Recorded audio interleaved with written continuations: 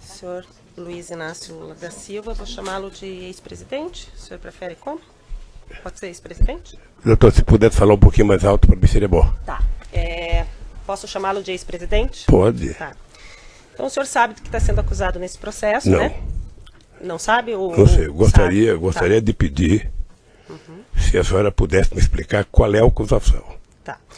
O senhor tem dois conjuntos de acusação. A primeira parte da acusação diz respeito à corrupção, que o senhor teria recebido vantagens indevidas da Odebrecht e da OAS relacionadas aos contratos que eles têm com a Petrobras. E um segundo conjunto de atos que seriam atos de lavagem de dinheiro relacionados à reforma do sítio em benefício ao senhor e à sua família, que foram feitos, num primeiro momento, pelo Bunline, num segundo momento, pela Odebrecht, num terceiro momento, pela OAS. Um resumo muito sintético seria isso. Não. Eu imagino que a acusação que pesava sobre mim é que eu era dono de um sítio em Atibaia. Não é Eu isso. Não é isso. Não é isso que acontece. É ser beneficiário de reformas que foram feitas. A acusação passa pela relação do senhor ser dono do sítio, mas a acusação imputada é do senhor ser beneficiário das reformas que foram feitas por essas três pessoas que eu lhe falei. Bunline, Odebrecht e OAS. Mas, doutor, eu só queria perguntar para o meu esclarecimento, porque eu estou disposto a responder toda e qualquer pergunta. Eu sou dono do sítio ou não? Isso o senhor que tem que responder, não eu, doutor, e eu não estou sendo interrogada nesse momento. Não, tem que responder quem me acusou. Doutor, e assim, senhor ex-presidente, esse é um interrogatório, e se o senhor começar nesse tom comigo, a gente vai ter problema. Então, vamos começar de novo. Eu sou a juíza do caso, eu vou fazer as perguntas que eu preciso para que o caso seja esclarecido, para que eu possa sentenciá-lo, ou algum colega possa sentenciá-lo. Então, num primeiro momento, eu quero dizer que o senhor tem todo o direito de ficar em silêncio, mas nesse momento eu conduzo o ato. Mas, doutor, pela ordem, meritíssima juíza. Nos termos do que dispõe a Constituição e as leis de processo penal, a excelência bem sabe, o interrogatório é o ato em que o acusado exerce a autodefesa. Sim, mas tem ele que não ter tem a que mais me perguntar absoluta nem me acusar. liberdade para expor os fatos e indagar a respeito do que está sendo acusado. Pela ordem, doutor, que ele Não, eu estou me dirigindo à meritíssima juíza, não estou falando com Vossa Excelência, não abro este diálogo lateral, estou falando com a meritíssima juíza. Você não vai me cortar. Não vou, eu estou me dirigindo ao juízo. Eu vou interromper. Vossa Excelência quer substituir o juízo? Não, o Tá, senhor que eu vou está trabalhando interromper com o condição da áudio nesse audiência, doutor. momento. Se o senhor não... Eu posso fazer as perguntas ao seu cliente, o senhor orientou ele do que está sendo acusado nesse processo, ele está apto a ser interrogado, ou o senhor precisa sair dessa sala e conversar com ele e ele retornar? Absolutamente não. Eu só quero que ele tenha a liberdade de, nas formas da Constituição e da lei, responder da forma como ele acha adequado. Ele responde respondendo, não fazendo perguntas ao juízo ou à acusação. O senhor se sente apto a ser interrogado neste momento? O senhor é ex-presidente? Não, eu me sinto apto e me sinto desconfortável. Se o senhor se sente desconfortável, o senhor pode ficar em silêncio, como eu ia dizer.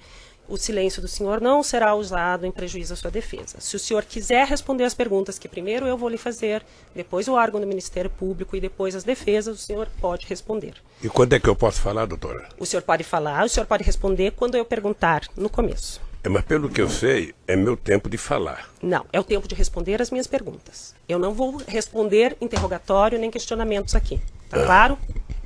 Está claro que eu não vou ser interrogada? Eu não imaginei que fosse assim, doutora. Eu também não. Como eu sou vítima de uma mentira eu há muito tempo... Eu também não imaginava. Eu imaginei então vamos, que agora... vamos começar com as perguntas. Eu já fiz um resumo da acusação e vou fazer perguntas. O senhor fica em silêncio ou o senhor responde? E o senhor Cristiano Zanin, eu não lhe concedi a palavra, eu vou fazer perguntas.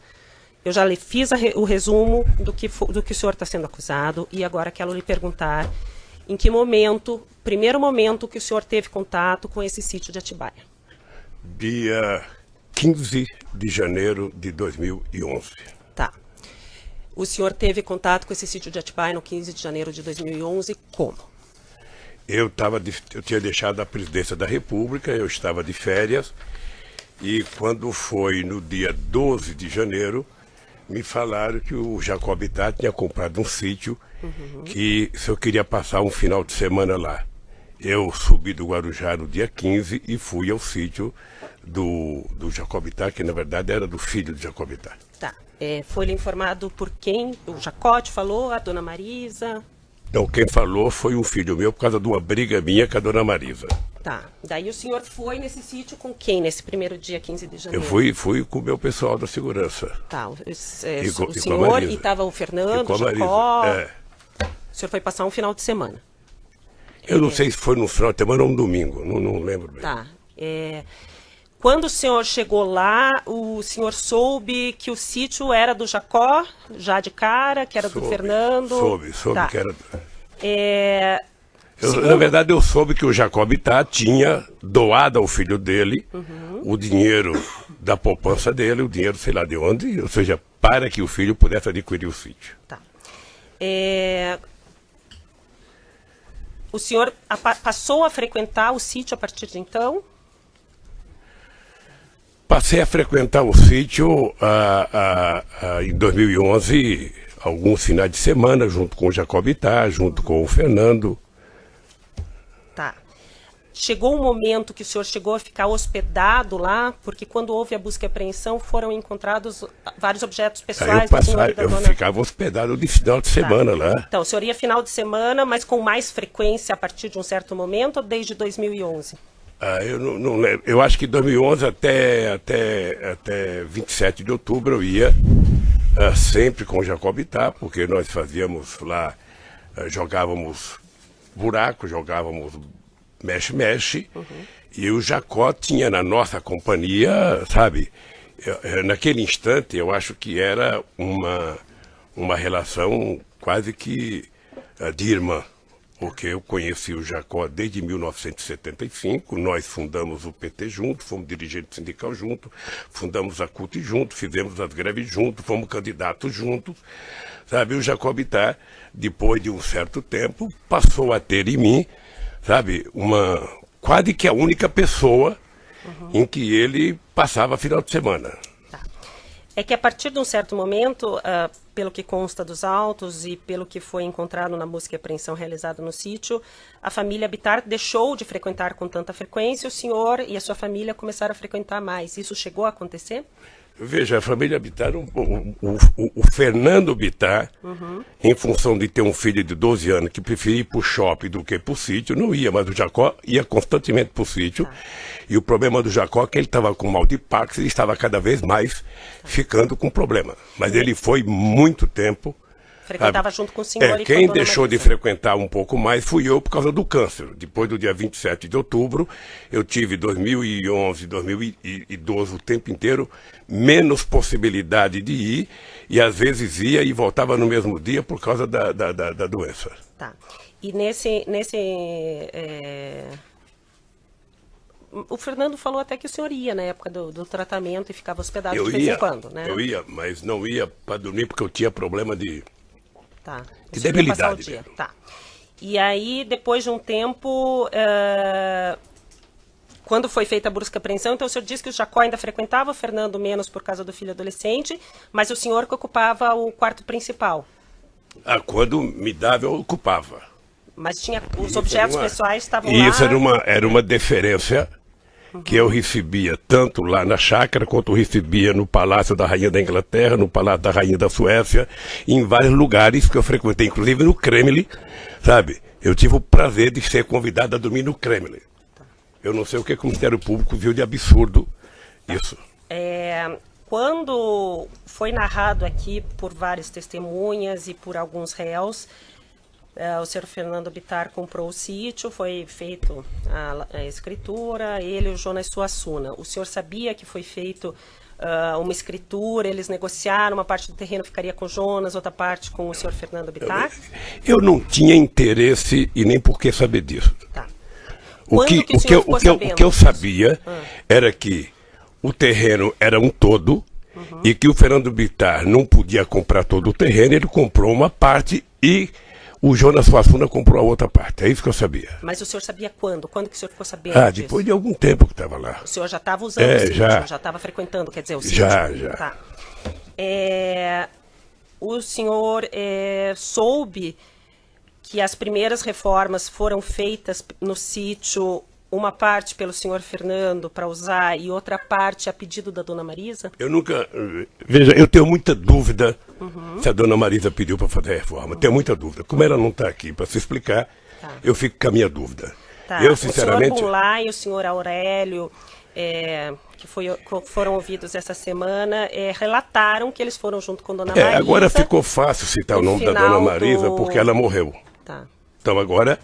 É muito fácil então, dizer. O senhor não acredita que o senhor Bunlai eu sinceramente não acredito porque não ao senhor Aurélio, o senhor Bunlai, eu não acredito porque não acredito que a dona Marisa tivesse efetivamente relação para pedir para uma empresa fazer obras. Tá. E também porque não era dela.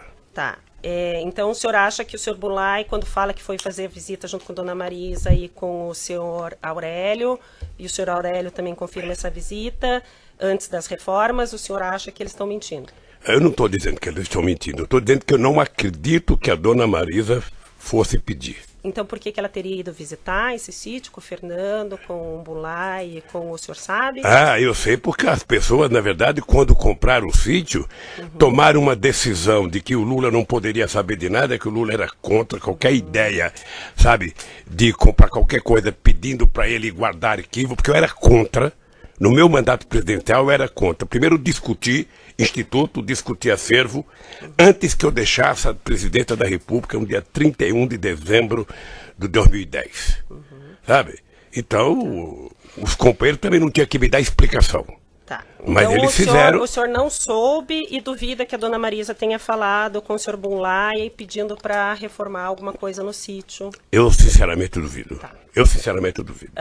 O senhor soube que as primeiras pessoas que fizeram a obra, o senhor Ignes, as primeiras pessoas que estavam lá retiradas retiradas a pedido da senhora Marisa, do senhor Fernando, do senhor Aurélio? O que eu sei das reformas, na verdade, foi depois da imprensa. Tá. A senhora sabe do contato que dona Marisa tinha com pessoas da Odebrecht, com a direção da Odebrecht, para ter pedido para a Odebrecht assumir essa reforma? É isso que eu estou tentando dizer. A Marisa não tinha, no meu conhecimento, nenhuma relação com a Odebrecht. Tá. Mas nem em eventos sociais ela não tinha contato com o senhor Emílio, com o senhor Marcelo? Ela participou de jantares, de eventos sociais com o senhor Emílio, o senhor Obviamente Marcelo? que pode ter encontrado num evento qualquer, sabe, público com essas pessoas, porque ia muitos empresários. Mas ter liberdade para falar com uma pessoa e pedir, eu sinceramente acho que quem citou isso está tentando encontrar uma solução cômoda para uma pessoa que já está morta. As pessoas que relataram esse fato, também o senhor acredita que estão mentindo, que dona Marisa pediu? Não vou dizer, não estou utilizando a palavra mentindo. Tá. Eu só estou dizendo que não acredito que a dona Marisa tenha pedido. Tá. Com relação a parte que foi feita, o senhor já relatou, e eu ia perguntar isso no início do depoimento, ficou um pouco tumultuado, a questão da relação do senhor com a Odebrecht. O senhor concorda em usar o que já foi dito nos outros processos, no processo anterior, que é do apartamento e do... O senhor concorda ou o senhor quer que refaça algumas perguntas? Doutora, eu na verdade gostaria de falar outra vez o que eu já falei aqui para o doutor Moro, numa audiência. Já falei, ou seja, o primeiro processo que eu fui vítima aqui é uma farsa, uma mentira do Ministério Público com PowerPoint. A segunda é outra farsa, sabe? E eu tô pagando esse preço. Tá. Eu vou pagar porque eu sou um homem que crê em Deus, creio na justiça e um dia a verdade vai prevalecer. O que está acontecendo? Tá, então o senhor quer que eu refaça as perguntas relativas ao... aproximação que a diretoria da Odebrecht tinha com o senhor. É isso? Para o senhor poder falar de novo? Pode fazer. Então, consta que o senhor Emílio Odebrecht foi ouvido nessa ação penal, que ele tinha, antes mesmo do senhor assumir o primeiro governo, contatos em razão da empresa dele ser uma grande empreiteira, em especial pelo compromisso que o senhor teria assumido com relação à política da petroquímica, da Braskem, que seria interesse da Odebrecht. E que várias vezes ele conversou com o senhor, várias vezes houve a sugestão pelos dirigentes de Petrobras para que fosse reestatizado essa parte, esse setor da economia, e que ele sempre foi conversar com o senhor e o senhor sempre garantiu a continuidade da empresa dele nesse sentido. O senhor confirma essas conversas com o senhor Emílio, essa questão doutora, da Braskem? Eu talvez tenha sido, na história do Brasil, o presidente que mais conversou com empresários. Talvez o único presidente da República eleito com programas em cada eleição que eu disputava.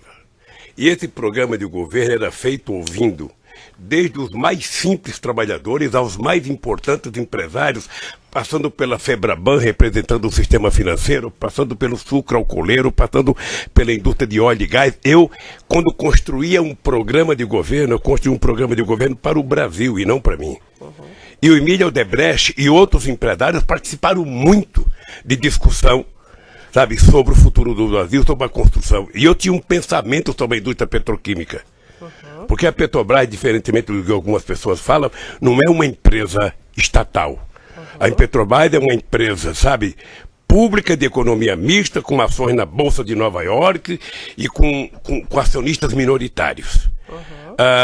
E eu não tinha nenhum interesse que fosse estatizado qualquer coisa. Eu tinha interesse que tudo fosse transformado, sabe, numa atividade de empresas públicas e que deveria participar Petrobras, empresas privadas, Banco do Brasil, empresas privadas, tudo. Eu achava que tinha que ser uma mistura da atividade econômica para a gente fazer esse país voltar a crescer.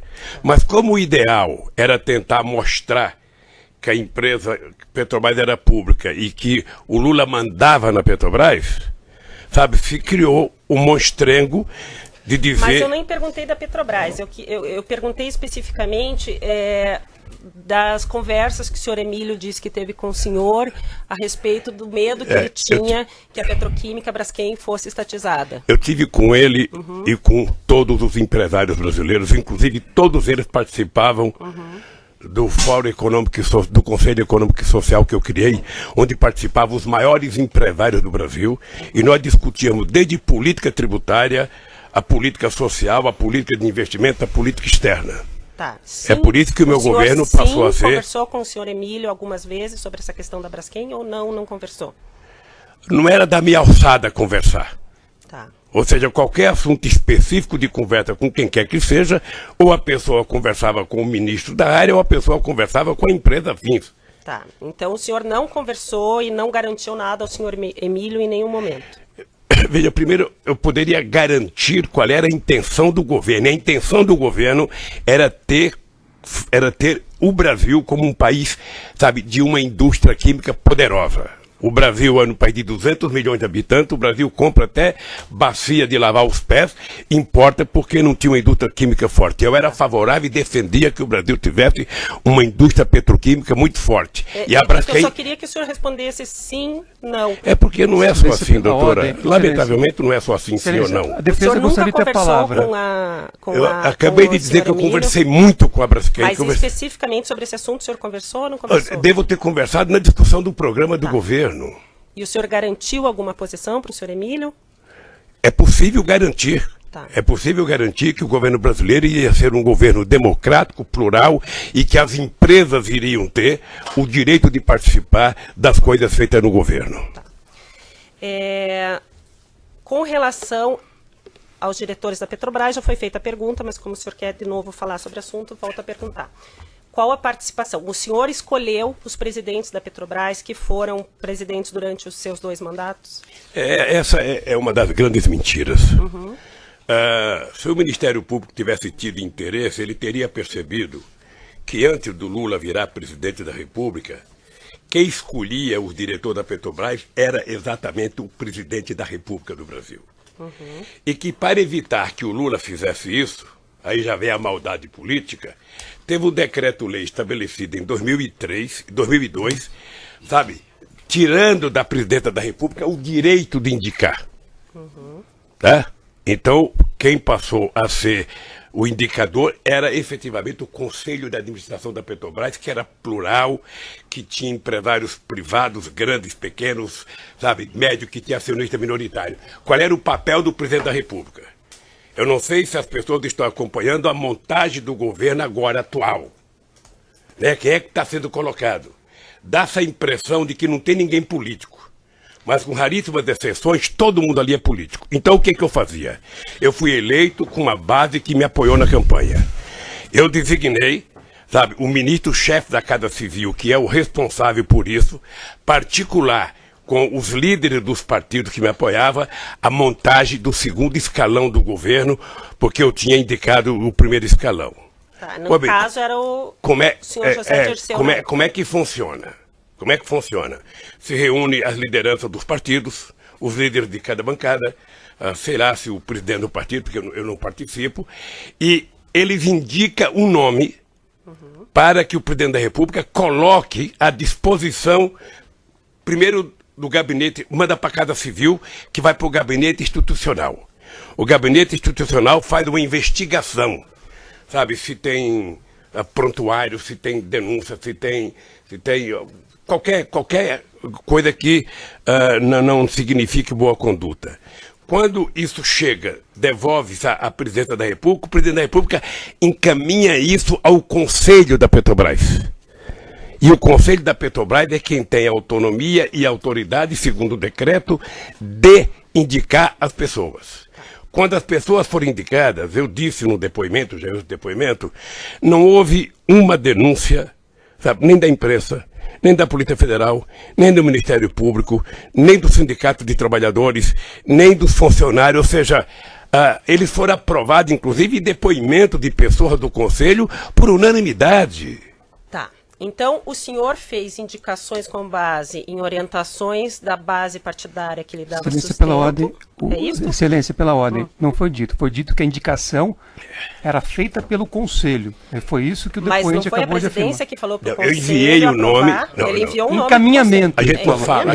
Encaminhamento da presidência. A gente não interfere no Conselho. Tá. Mas o senhor encaminhava 10 nomes para eles escolherem ou o senhor encaminhava um nome e eles aprovavam ou reprovavam? Não, você indicava o nome que tinha vindo para você indicar. Tá. Eu não inventava então nome. Então é isso que eu estou falando. O senhor recebia o nome da sua base de apoio, mas o senhor está falando inclusive da presidência? O Dutra, Gabriele, era a base de apoio? O presidente foi da indicação minha, o presidente da Petrobras. Tá. Tanto o Zé Eduardo Dutra quanto o Zé Eduardo, o Zé Sérgio Gabriele. Tá, isso foi... O senhor passou o nome, então, ou indicou o nome para o Conselho da Petrobras, e o Conselho aprovou. É isso? E até então não tinha nenhum indicativo que nenhuma dessas pessoas tinha qualquer problema. Nenhuma. E eram todos concursados de mais de 30 anos de empresa. De empresa, tá. A mesma coisa ocorria com as diretorias. A mesma coisa que a diretoria. Mas o senhor sabia, até então, que cada diretoria era indicada por um partido? Era indicado por um conjunto de forças políticas que tinha me ajudado a ganhar, como é hoje. Tá, não estou falando que isso é errado, mas o senhor sabia então que, por exemplo, o Paulo Roberto Costa era indicação do PP, sabia que o Cerveró e depois o Zelada era do PMDB. Do PP e de outras forças políticas. Isso já está no meu depoimento. Tá. O senhor pediu para falar de novo. É que ele falou forças políticas, Excelência, não um partido. Mas eu estou perguntando do partido, por isso que eu estou perguntando. Ele sabia que tem era várias partido? forças políticas que indicam. Tá, não era PP, PMDB e PP exatamente como ficou... é hoje. Tá. O senhor... Então, com essas forças políticas, lhe indicaram o nome do Paulo Roberto Costa, lhe indicaram o nome do Cerveró, lhe indicaram o nome do... Me deu até... Do Duque. Do Duque. E o senhor encaminhou para o Conselho e eles aprovaram. É isso. Foi mesmo. Houve em algum pedido de políticos para o senhor trocar diretores da Petrobras? Não. O senhor nunca recebeu pedido de político dizendo assim, esse diretor está me dando problema, a gente precisa, o nosso partido está tendo problema com esse. O senhor nunca recebeu? Nunca. O senhor foi repassado pelo chefe da Casa Civil na época, ou no segundo momento pela senhora Dilma, alguma informação de que algum diretor estava dando problema com a sua base de apoio? Não. Aquele fato narrado aqui na denúncia de que houve, antes da indicação do Paulo Roberto Costa para a diretoria da Petrobras, uma obstrução na Câmara dos Deputados. O senhor tomou conhecimento, sabe falar alguma coisa a respeito, ou quer repetir alguma coisa a respeito disso? Deixa eu dizer uma coisa, doutora, é que a pessoa que contou esse fato não merece da minha parte, meio centímetro de respeito. Porque se tivesse acontecido um bloqueio de votação na Câmara, o governo tinha um coordenador político, que era ministro, que mantinha relação com a Câmara. Esse coordenador político tinha contato com todos os líderes partidários. Além disso, o governo tinha, naquela ocasião, a presidência da Câmara. Além disso, o presidente tem o líder do governo dentro do Congresso Nacional. É muito sistemático que eu nunca tenha ouvido falar de que houve obstrução para aprovar o nome. Então, o senhor nunca foram para o senhor falando que teve problema e que estavam obstruindo votações na Câmara? Eu, graças a Deus, nunca tive obstrução no Congresso por nenhum projeto. Segundo consta aqui na denúncia, dentre as várias reuniões que constam na sua agenda com o senhor Emílio Odebrecht, há uma reunião no dia 30, no penúltimo dia do governo do senhor, 30 de dezembro de 2010, que o senhor teve uma reunião com o senhor Emílio. O senhor confirma essa reunião? Não teve reunião, doutor. Tá, mas está na sua agenda. Não teve reunião. Fui eu que contei que houve uma conversa. O Emílio pediu para ir ao Palácio para que ele pudesse apresentar o Marcelo à presidenta Dilma. Foi isso. Eu estava na Bahia, regressei da Bahia, que eu estava inaugurando um programa votacional, e o Emílio esteve no Palácio por volta de 5 horas, quase, já era final, já era véspera da posse da Dilma, tinha poucos minutos para qualquer contato político. A conversa foi muito rápida, sabe? Mas não foi uma reunião em que você senta numa mesa e conversa e discuta até um assunto. Dentre os documentos juntados no processo pela defesa entregues ao Ministério Público pela defesa dos executivos da Odebrecht, consta uma pauta que o senhor Marcelo teria passado ao pai de assuntos a serem tratados com o senhor. Isso já foi te perguntado, né? Já foi perguntado para o senhor antes, mas dentre os assuntos estava sítio 15/1, que é a data que o senhor disse que conheceu o sítio, né? Coincidentemente, a data que o senhor disse que conheceu o sítio estava nesse e-mail que o senhor Marcelo mandou para o pai para conversar com o senhor nesse dia 30. O senhor Emílio, ouvido aqui em juízo, diz que mencionou ao senhor, ao final da reunião, que o sítio estaria pronto no dia 15 e que o senhor não esboçou nenhuma reação. Porque eu não sabia, doutora. Tá, mas o senhor se recorda do senhor Emílio ter falado Eu, na verdade, não lembro. Eu vi o Emílio no depoimento, vi até pela televisão, o Emílio dizendo, dando um sorrisinho sarcástico, de que, olha, eu até lembrei e falei com o presidente, o sítio está pronto, ele não me respondeu nada, eu pressupõe que ele conhecia. Ele poderia ter pressuposto que eu não conhecia. Porque se eu conhecesse, eu ia dar um abraço dele, obrigado, doutor Emílio, que maravilha que o senhor fez. Então, o senhor não se recorda disso? Eu não me recordo dele ter falado. E também, se tivesse falado, para mim não significava nada, porque eu até então era analfabeto de sítio. Tá. Segundo os dados... Quantos minutos que tá? 28? Ainda dá mais um pouquinho. Segundo os dados do processo, a Odebrecht fez uma reforma no sítio em que teria gasto R$700 mil. Ninguém, naquela época, nem comentou com o senhor a respeito dessa reforma? Não? Não, porque quando eu conheci o sítio, ou seja, o sítio já não tinha reforma, o sítio estava pronto. Tá. Os executivos da Odebrecht, o senhor Alexandrino e outras pessoas falaram que existia na época uma conta junto com o PT de propinas que eram recolhidas nos contratos públicos celebrados da empreiteira com o governo, ou estatais, ou direto. O senhor, em algum momento, teve conhecimento disso enquanto o senhor era presidente ou após a presidência? Na verdade, doutora, essa é a senha que foi criada no PowerPoint. É por isso que hoje eu vejo as pessoas falar, não, porque foi do Caixa Geral, qualquer coisinha é um Caixa Geral, qualquer... Quer dizer, é que se construiu uma mentira, eu não sei se do empresário, de quem quer que seja, e passa a tentar jogar nas costas do PT, sabe, a responsabilidade por tudo o que aconteceu nesse país. A única coisa que eu tenho a tranquilidade é dizer que eu não sei quanto custou, quanto gastou, quem fez, por que fez e o que fez. Tá? Eu vou quem pode dizer isso é quem é o dono do sítio. Tá, eu vou interromper o áudio.